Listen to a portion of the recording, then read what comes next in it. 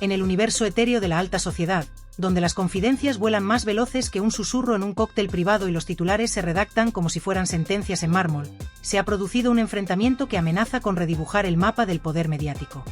La protagonista indiscutible, Isabel Preisler. Figura emblemática del refinamiento, eterna musa de los suplementos dominicales, y símbolo nacional de un estilo de vida envuelto en seda, porcelana y discreción bien calculada. Sin embargo, esta vez no ha sido un escándalo amoroso ni una filtración inoportuna lo que ha tambaleado su pedestal. El terremoto lo han provocado dos voces poderosas del análisis mediático, Pilar Eyre y Federico Jiménez Los Santos. Dos columnas vertebrales de la prensa crítica que, por separado, son capaces de mover cimientos, pero que juntas han lanzado una ofensiva digna de un clímax narrativo de Shakespeare o de una superproducción al estilo HBO. Todo se remonta a los días posteriores a su comentada separación de Mario Vargas Llosa. Tras una ruptura cargada de suposiciones, con versiones que señalaban supuestos celos por parte del novel, la socialité parecía haberse retirado a su fortaleza de Puerta de Hierro. Rodeada de silencio, de porcelanas finas, de servicio atento que no pregunta, de arreglos florales que se renuevan cada mañana como una escenografía perpetua, Isabel optó por la estrategia que tan bien conoce: callar y posar. Ni entrevistas, ni declaraciones altisonantes. Solo presencia.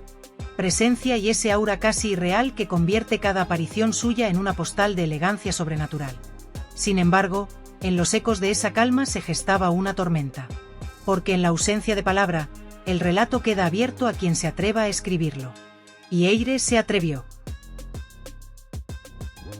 La periodista catalana, curtida en 1000 batallas, observó ese silencio impoluto y lo interpretó como una invitación a hurgar bajo la alfombra del mito.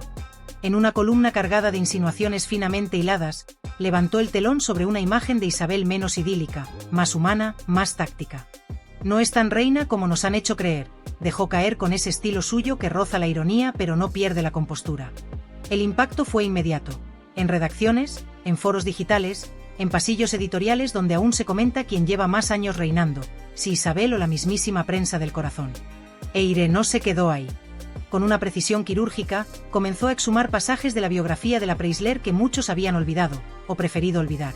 Su primer matrimonio, sus vínculos con la aristocracia, su calculada obsesión por proyectar una imagen de perfección que, insinuaba Eyre, estaba por encima incluso de los afectos más cercanos. No lo gritaba, lo susurraba, lo dejaba caer como quien lanza una piedra en un estanque de aguas quietas para que las ondas hagan el resto. Y justo cuando el revuelo parecía encontrar su cauce, apareció Federico Jiménez Los Santos. El azote radiofónico. El orador infatigable que dispara argumentos a la velocidad con que se agita un cortado en una tertulia política. Con su verbo encendido, dedicó minutos valiosos de su programa a fulminar el mito Preisler sin anestesia.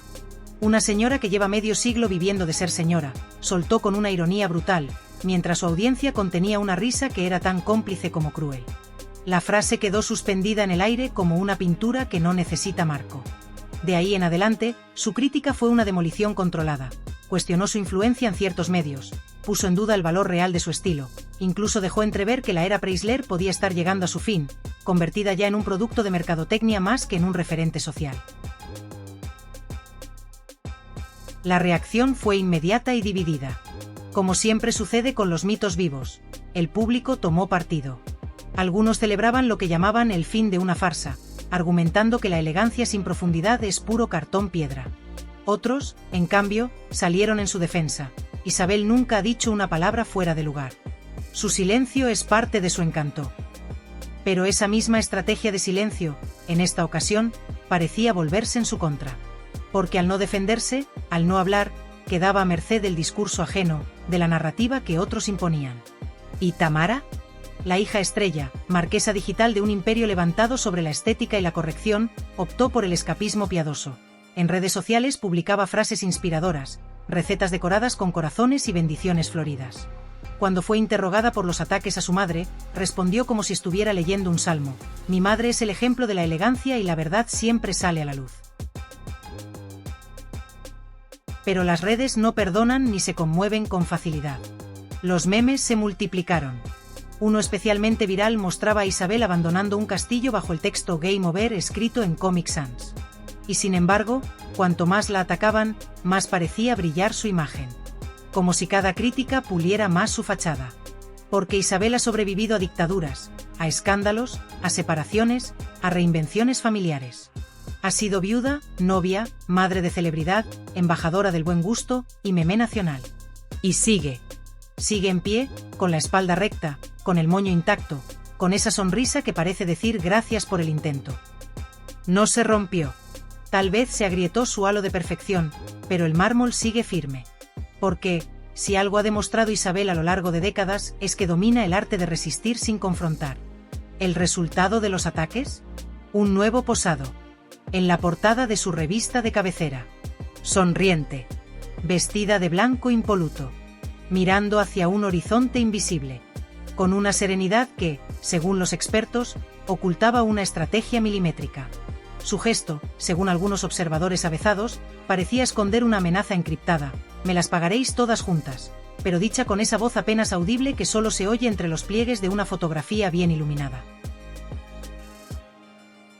Mientras tanto, Pilar Eyre fue recibida en los platós de televisión, las tertulias más prestigiosas y las columnas de opinión de los diarios con una mezcla de admiración y expectación que casi rozaba la ovación. Se la presentó como la mujer valiente que, sin miedo a las consecuencias, se había atrevido a desafiar uno de los mitos más sólidos y mejor construidos de la alta sociedad española. Su nombre resonaba en debates y cafés, y se la invitaba a hablar como la voz autorizada que desnudaba, con una mezcla de ironía y verdad, a una figura que parecía intocable. Ella, por su parte, disfrutaba de ese protagonismo sin perder la compostura ni la humildad aparente que la caracteriza. Mantenía ese aire despreocupado de yo solo comento, que a menudo esconde mucho más de lo que parece. Sus intervenciones no eran simples opiniones, eran auténticos golpes de efecto, frases contundentes que caían como obuses en el frágil castillo de la imagen pública de Isabel Preisler, despertando tanto aplausos como controversias. Mientras Pilar cosechaba esos éxitos y recogía los frutos de su audacia, Federico Jiménez Los Santos, el implacable maestro de ceremonias del micrófono radiofónico, seguía con sus monólogos afilados y su estilo incisivo. En cada oportunidad que se le presentaba, no dudaba en lanzar pullas y críticas tan directas como crueles, alimentando la polémica con su verbo mordaz y su capacidad para captar la atención del público. La Preisler Corporation ya pasó de moda, llegó a murmurar entre sorbos de café en su programa, una frase que rápidamente se convirtió en uno de esos dardos envenenados que se repiten como mantras en los círculos mediáticos y que hunden su aguijón en la percepción pública, generando un efecto dominó en la opinión colectiva. Su crítica era contundente y persistente, desafiando la permanencia de un imperio mediático basado en la imagen, y haciendo ver a sus seguidores que la era de Isabel podría estar llegando a su inevitable ocaso. Y sin embargo, Isabel Preisler sigue ahí. A pesar de los golpes recibidos, de las palabras punzantes y de las miradas escrutadoras, permanece firme, quizás ahora más sola que nunca, pero también más calculadora y estratégica. No ha cedido ni un centímetro de su terreno, ni ha perdido el control sobre ese espacio intangible pero decisivo que es su influencia social. Porque lo que Isabel maneja no es solo una imagen cuidadosamente trabajada, lo que posee es un poder narrativo único. Sabe perfectamente cuándo hablar y cuándo guardar silencio, cuándo dejar que los rumores se disipen solos y cuándo intervenir para recordar, sin decirlo abiertamente, que ella sigue siendo la protagonista indiscutible del relato. Sobre todo, sabe cuándo posar. En su mundo, el silencio tiene voz propia y un gesto vale más que 1000 palabras. Una chaqueta blanca abrochada con precisión, una mirada distante pero controlada, un gesto sutil en una fotografía pueden ser mucho más elocuentes y poderosos que cualquier entrevista o declaración pública. La última imagen que compartió, tomada en el jardín de su residencia rodeada de hortensias frescas y con un horizonte infinito por delante, no fue una señal de derrota ni de rendición. Más bien, fue una promesa velada, una declaración silenciosa de que está preparando su próximo acto, la próxima aparición que, sin duda, sorprenderá a todos. Su reinvención, porque Isabel Preisler sabe reinventarse como nadie. Porque quizá los críticos y detractores puedan desmontar el mito con palabras y reproches, pero nunca podrán sustituirlo ni ocupar su lugar. Isabel no ha sido simplemente una figura decorativa o una presencia pasajera en la escena social. Ha sido, durante más de medio siglo, la directora silenciosa y maestra de una obra maestra en relaciones públicas que ha sobrevivido a los cambios, a los escándalos, a las modas y a las crisis. En España, hay instituciones y símbolos que pueden tambalearse con los años, pero rara vez llegan a caer definitivamente. El chotis madrileño, los cafés con leche de las mañanas y, desde luego, la Preisler, forman parte de ese entramado cultural y social que se mantiene sólido pese a todo. Claro que, esta vez, su aura ha sufrido una abolladura, no una causada por el paso del tiempo o por algún desliz amoroso, sino por el filo afilado y combinado de dos plumas poderosas, dos nombres con peso y credibilidad, dos cronistas que se atrevieron a apuntar directamente a la reina del silencio. Este golpe ha hecho ruido, ha abierto grietas y ha puesto en cuestión muchas certezas, pero no ha derribado la estructura. El desenlace de esta historia aún está por escribirse. Pero lo que nadie duda es que Isabel Preisler siempre encuentra la manera de reaparecer en el momento justo, con la misma elegancia, con el mismo misterio y la misma fuerza que la han caracterizado a lo largo de toda su vida pública. Como si nada hubiera ocurrido, como si las tempestades mediáticas no fueran más que una escenificación más dentro del guión cuidadosamente trazado de su impecable leyenda, una leyenda que parece eterna e invulnerable. La sonrisa de Isabel ha sido analizada con una precisión casi obsesiva, cada milímetro medido para que su expresión transmita justo lo que ella desea. En las oficinas de redacción se comenta que en la última aparición parecía más rígida, una sonrisa más amplia de lo habitual, como si se hubiera forzado, como si fuera un gesto obligado, una sonrisa de protocolo o un escudo invisible. No olvidemos que Isabel domina el arte de la sonrisa en todas sus variantes y significados. Posee una paleta que va desde la sonrisa majestuosa de la entrega de premios, pasando por la sonrisa evasiva que dice no entiendo lo que me preguntas, pero finjo que sí, hasta la sonrisa más letal que no solo destruye sin levantar la voz, sino que lo hace con una calma letal. Esa última es la que probablemente eligió para la portada en la que responde sin responder, y mientras la cámara captura esa imagen inalterable, detrás de ese escenario perfectamente preparado sucede mucho más. No pensemos que Isabel está sola en esta batalla, porque no lo está. No lleva consigo un ejército con uniformes o armas visibles, sino un ejército silencioso y efectivo, equipado con teléfonos de última generación, agendas encuadernadas en piel y una lealtad construida con cenas discretas y favores pagados con memoria. Este ejército invisible se activa cuando es necesario, no para atacar frontalmente ni para caer en el barro de los enfrentamientos públicos, sino para sembrar rumores estratégicos, para filtrar detalles que desvíen la atención, para lograr que una revista titule Isabel espléndida y serena a pesar de la tormenta sin que la palabra polémica aparezca en ningún lugar. Es una especie de alquimia moderna, una forma de magia negra mediática que ocurre sin que Isabel apenas arrugue su vestido. Esa es su manera de combatir, con la impasibilidad de una esfinge, con la serenidad de una escultura que sonríe desde el mármol mientras las masas de tertulianos y opinadores rugen como salvajes a su alrededor. Isabel no se rebaja, no grita, simplemente permanece. Su mera existencia, elegante y calculada, desbarata la narrativa de todos. Pero debajo de esa calma aparente existe una inquietud real. Sería ingenuo pensar que no le afecta, por supuesto que lo hace. Nadie que controle con tal rigor su imagen puede quedar impasible ante una versión distorsionada o alternativa escrita sobre sí misma. Sin embargo, su enojo no es estridente ni explosivo, es milimétrico, sutil, se manifiesta en pequeñas decisiones aparentemente inocuas. Cancelar una invitación, ignorar una llamada de un periodista, omitir un brindis en una cena específica. Cada gesto es como un misil silencioso que no se ve, pero que impacta. A esa estrategia se suman los aliados del silencio, compañeros de batalla invisibles que en el pasado mediático aún le deben favores, editores que entienden que publicar detalles íntimos o confidencias sobre Isabel es como encender una cerilla en un depósito de gasolina. Aunque Isabel no lo diga abiertamente, su memoria es larga y certera, no olvida. Quien olvida muerde, pero quien recuerda planifica. Así se construye esta guerra subterránea, una batalla de trincheras invisibles donde las sonrisas se vuelven misiles, los vasos de cristal de Bohemia son escudos, y los espías visten americana y gafas oscuras incluso en interiores. Todo esto sucede en un mundo que parece sacado de un episodio de The Crown, pero con jamón ibérico y boleros de fondo. Mientras tanto, el público, nosotros, los mortales sin vajillas de oro ni títulos nobiliarios, asistimos fascinados porque hay algo profundamente español en ver cómo una reina del papel cuché se defiende sin pronunciar palabra. Nos seduce esa forma de resistencia pasiva-agresiva, esa elegancia intangible que corta más que cualquier cuchillo de cocina profesional. Hay quienes gritan en Twitter pidiendo que Isabel comparta una foto en bata de seda para que gane la batalla, pero ese es precisamente el punto. La verdadera lucha no es por tener la razón, sino por mantener el control. Isabel no necesita demostrar que ciertas críticas son exageraciones ni que algunos ataques son venenosos. Isabel exige que la narrativa permanezca bajo su mando, que la historia la cuente ella misma, aunque sea sin palabras. Cada vez que alguien más toma la pluma para escribir su versión, Isabel responde sin hacerlo explícito, dejando claro que esa tinta no es suya. Así, el silencio se extiende como una neblina dorada, como un perfume caro en una habitación cerrada, como una amenaza disfrazada de calma. Sus rivales lo notan, porque no hay respuesta más frustrante que el desprecio absoluto a sus embestidas. En este juego de poder, Isabel jamás se ensucia las manos, deja que otros se hundan en su propio barro y ruido.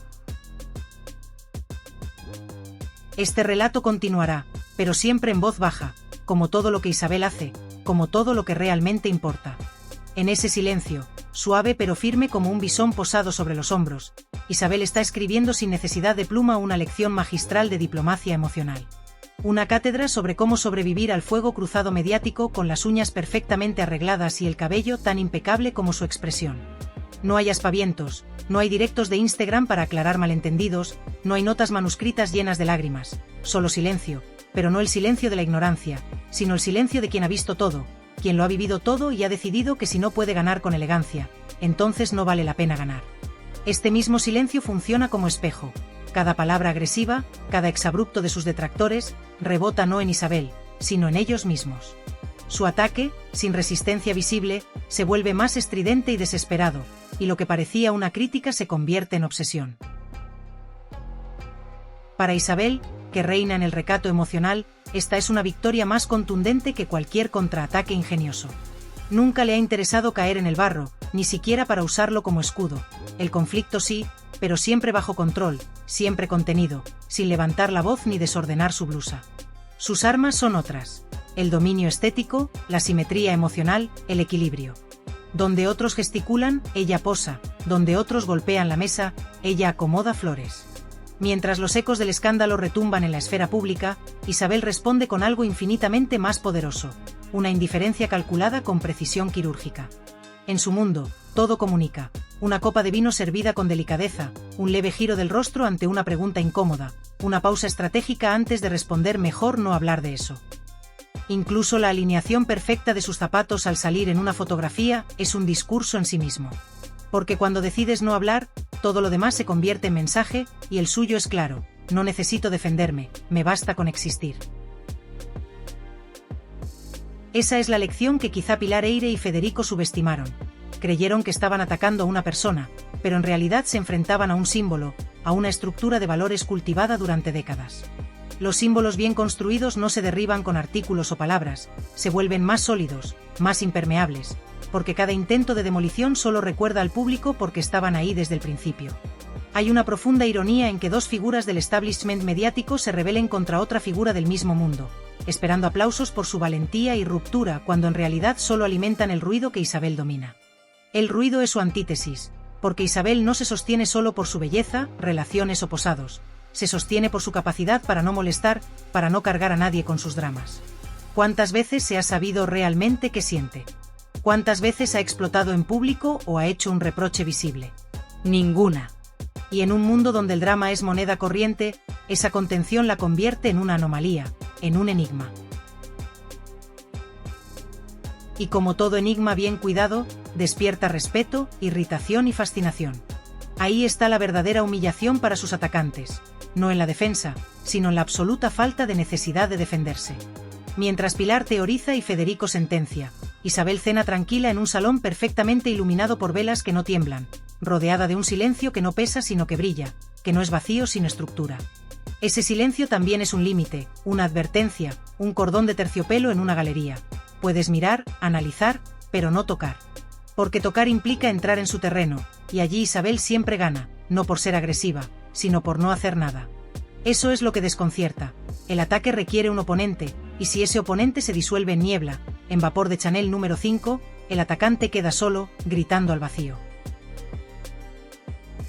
Así funciona Isabel, como un espejismo constante, una reina que no firma leyes pero impone estilos de conducta. En esa ausencia de reacción, en ese dominio absoluto del espacio narrativo sin pronunciar palabra, está su mayor fortaleza. Cuando alguien logra que cada gesto o silencio se interprete como mensaje, ha trascendido la celebridad para convertirse en un símbolo cultural. Y eso, por mucho que se critique, no se destruye con palabras. Se aguanta, se rumia, se admira a distancia. Porque Isabel ha elegido no pelear para ganar. Y en eso, hoy, nadie puede igualarla.